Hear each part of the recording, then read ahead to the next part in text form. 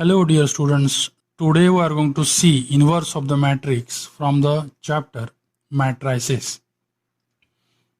Let us see what is the meaning of inverse of a matrix. So if A and B are two square matrices of same order such that AB is equal to BA is equal to I, then A and B are said to be inverses of each other.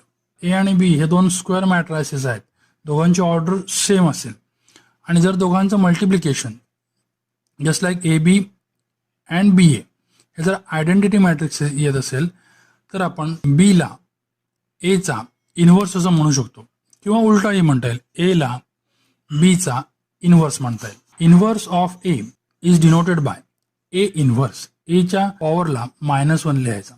Matrix is said to be invertible if its inverse exist. हे जे equation आहे A B is equal to B A, या ठिकाणी आपण बी ला inverse consider करून आपण बीच्या ठिकाणी ए इन्व्हर्स असे नोटेशन लिहूया जे इथे आहे. ओके, त्यामध्ये आपल्याला इक्वेशन मिळेल A into A inverse is equal to A inverse into A is equal to I. I means identity matrix. Okay, आता दोन पॉईंट आपण लक्षात ठेवायचे. A square matrix A has inverse if and only if its determinant A is non-zero.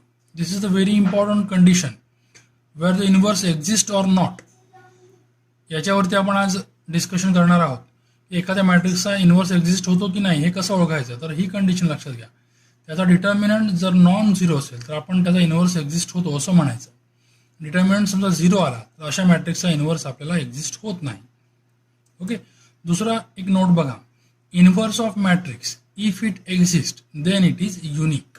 Okay, जर मॅट्रिक्सचा inverse exist होत असेल तर तो युनिक असतो, म्हणजे एक आणि एकच असतो. एका मॅट्रिक्सला दोन किंवा दोनपेक्षा जास्त इन्व्हर्स आहेत असं कधीही होणार नाही.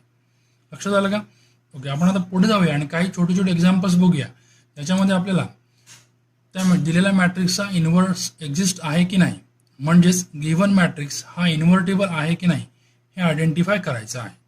Okay, let us see the first example. This is the identity matrix itself. याचा आपल्याला इन्व्हर्स एक्झिस्ट होतो की नाही चेक करायचं. सो सोल्युशन आपण काय करूया, दिलेल्या मॅट्रिक्सला आपण आधी ए म्हणूया. Call that matrix as A and let us find out it's determinant. Okay, so what is determinant of A? It is 1 minus 0. So which is 1 and which is obviously non-zero. As determinant is non-zero, A inverse exists, or you can say A is invertible.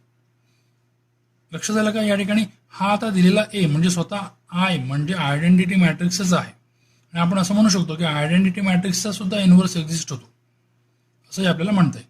दुसरं एक example बघूया, त्याच्यामध्ये सगळेच value 1 1 1 1 असे आहेत. This is 2x2 matrix. Let us call that matrix A. Let us calculate its determinant. So it is 1 minus 1 which is equal to 0. And determinant A is equal to 0 and therefore we can say A inverse does not exist or A is not invertible. लक्षात आलं का? आणखी एक दोन 2x2 matrix आपण बघूया. हा एक मॅट्रिक्स बघा, याला आपण सुरुवातीला A म्हणूया. Late us calculate its determinant. Determinant is 3 minus 6, so which is -3 which is non-zero and therefore A inverse exists or A is invertible. Similarly अशाच पद्धतीची आणखी एक दोन एक्झाम्पल्स आहेत, ती तुम्ही ऑब्झर्व करा. मी तुम्हाला पटापट दाखवतो एक्झाम्पल्स. हा बघा पुढचा मॅट्रिक्स आहे C. What is its determinant? Determinant is 0 and therefore A inverse does not exist or you can say A is not invertible. Let us see this one. हा एक जरा वेगळ्या पद्धतीचा एक्झाम्पल आहे म्हणूया. या मॅट्रिक्सला आपण पहिल्यांदा ए म्हणूया. A is equal to cos theta sine theta minus sin theta cos theta. What is determinant? Determinant A is the same terms in determinant form. आता आपण determinant कॅल्क्युलेट करूया.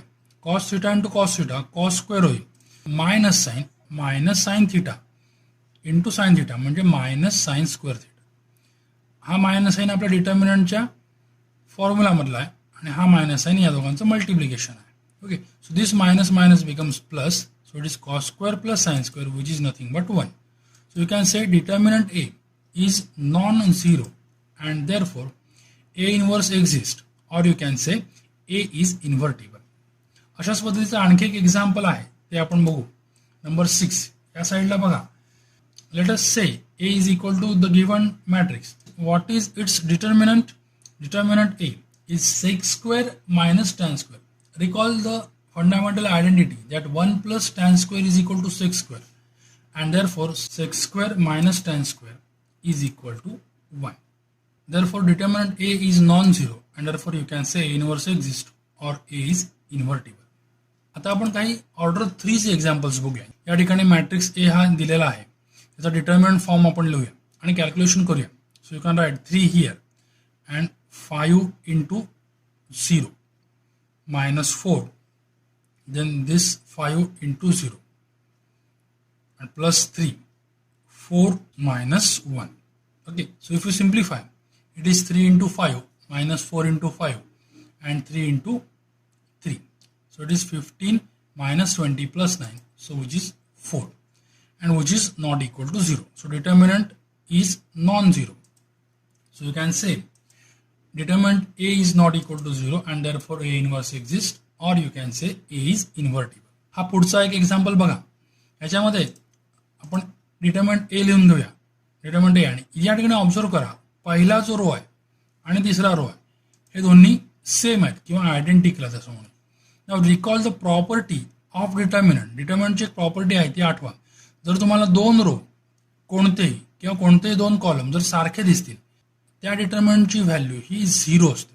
ओके, याची आपल्याला इथे व्हॅल्यू कॅल्क्युलेट करण्याची गरज सुद्धा नाही. If you try to calculate that value you will get the value 0. आपण कॅल्क्युलेशन करून सुद्धा बघू शकतो की डिटर्मिनंट ए 0 आहे, पण इथे आपण डायरेक्टली प्रॉपर्टीज वापरूया. Okay, for the determinant any 2 rows or column are equal, then the value is equal to 0. Okay, so therefore determinant A is 0, and therefore A inverse does not exist, or you can say A is not invertible. Okay, आता अशा ठिकाणी आपण डिटर्मिनंटच्या आपण properties वापरू शकतो. या ठिकाणी ती पद्धत सोपी पडेल, किंवा तुम्हाला प्रॉपर्टीज वापरली पाहिजे असं काय नाही. तुम्ही ऍक्च्युअल कॅल्क्युलेशन करून बघा, तुम्हाला त्या ठिकाणी 0 मिळू शकतो. हे पुढचं एक एक्झाम्पल बघा. या ठिकाणी आपण एचा डिटर्मिनंट कॅल्क्युलेट करण्याचा प्रयत्न केला आहे. You can observe that and the determinant comes to be 0. हा डिटर्मिनंट ऑब्झर्व करा. समजा आपण या रो 2 मध्ये त्याचा रो 1 ऍड केला, R2 प्लस R1 केला, तर काय होईल बघा. इथे 3 + 1 4 जे खाली दिसतात, 4 + 2 6 जे तुम्हाला खाली पण दिसतात, आणि 5 + 3 8 जे तुम्हाला खाली सुद्धा दिसतात. म्हणजे नवीन डिटर्मिनंटमध्ये आपल्याला रो 2 आणि रो 3 हे दोन्ही सेम दिसतील. याचा अर्थ त्याची जी व्हॅल्यू आहे ती पुन्हा 0 येणार. लक्षात झालं. तुम्ही अशा पद्धतीने पण प्रॉपर्टी ऑफ डिटर्मिनंट वापरून हे सॉल्व्ह करू शकता, किंवा आपण रेग्युलर मेथड वापरायची आणि कॅल्क्युलेशन करून सॉल्व्ह करायचं. Okay, so determinant A is equal to 0, याचा अर्थ A inverse does not exist or A is not invertible. Look at this example. या ठिकाणी ए आणि बी असे दोन मॅट्रिसेस दिलेले आहेत, आणि आपण त्या दोघांचं मल्टिप्लिकेशन म्हणजे ए बी फाइंड आउट करायचं आहे, आणि तो ए बी फाइंड आउट करून त्याचा इनवर्स एक्झिस्ट होतो की नाही सांगायचं आहे. Okay, so let us see. Write down A into B. So A matrix आणि बी हा मॅट्रिक्स आपण लिहून घेतला. तर या ठिकाणी लक्ष द्या, आपण मॅट्रिक्स मल्टिप्लिकेशन कसं करतो, तर रो इंटू कॉलम वाईज. आपण काय करूया, रो इंटू कॉलम मल्टिप्लिकेशन आपण या फर्स्ट रोने फर्स्ट कॉलमला मल्टिप्लाय करूया. ती व्हॅल्यू आपण या ठिकाणी लिहितो. Okay, so 1 into 1 is 1, 2 into 1 is 2, 3 into 1 is 3. लक्ष झालं. सो आपला पहिला एलिमेंट जो आहे तो अशा पद्धतीने लिहिला, रो 1 इंटू कॉलम 1. आता आपण याच रोने म्हणजे रो 1 ने या दुसऱ्या कॉलमला मल्टिप्लाय करायचा. ओके, आणि ती येणारी व्हॅल्यू आपण इथे लिहिणार आहोत. First row second column. 1 into -1, that is -1. See here. Then 2 into 2, that is 4. And 3 into -2, that is -6. Okay, अशा पद्धतीने आपण दुसरा एलिमेंट लिहिला. फर्स्ट रोने आपण दोन्ही कॉलमला मल्टिप्लाय केला. आता आपण या सेकंड रोने उरलेल्या दोन्ही कॉलमला मल्टिप्लाय करू. पहिल्यांदा या कॉलमला मल्टिप्लाय करू. ओके, सो 1 into 1, आणि आपण ती एलिमेंट इथे लिहिणार 1. -2 into 1 is -2. -3 into 1 is -3. So आपल्याला या पद्धतीने तिसरा म्हणजे second row first column, that is 2 1 या पोझिशनचा मिळेल. आता आपण घेणार सेकंड रो सेकंड कॉलम. तो लिहिताना आपण इथे लिहिणार या ठिकाणी. Okay, so 1 into -1 is minus 1. Then minus 2 into 2 is minus 4. And minus 3 into minus 2 is plus 6. अशा पद्धतीने आपण रो इंटू कॉलम असं मल्टिप्लिकेशन केलं आणि आपण या ठिकाणी फायनल आन्सर लिहितोय A B is equal to 6. आपण यांची ॲडिशन केल्यानंतर आपल्याला लक्षात येईल की 6 minus 3 minus 4 1. Now let us find out it is invertible or not. For that let us find out determinant AB. दिलेल्या मॅट्रिक्सचा आपण डिटर्मिनंट फॉर्म लिहिला. त्याचा डिटर्मिनंट काय आलं बघा, तर 6 minus 12 which is minus 6 which is non-zero. So determinant AB is non-zero. याचा अर्थ AB inverse exist or you can say AB is invertible. आपण लक्षात घ्या इथे ॲक्च्युअलमध्ये इन्व्हर्स कॅल्क्युलेट कुठेच केलेलं नाही. आपण इन्व्हर्स एक्झिस्ट होतो की नाही ह्याच्यावरतीच फक्त आपण डिस्कशन केलेलं आहे. ओके, या पद्धतीचे एक्झाम्पल्स 2 मार्काला किंवा 1 मार्कला विचारले जाऊ शकतात. That's all for today. Thank you very much.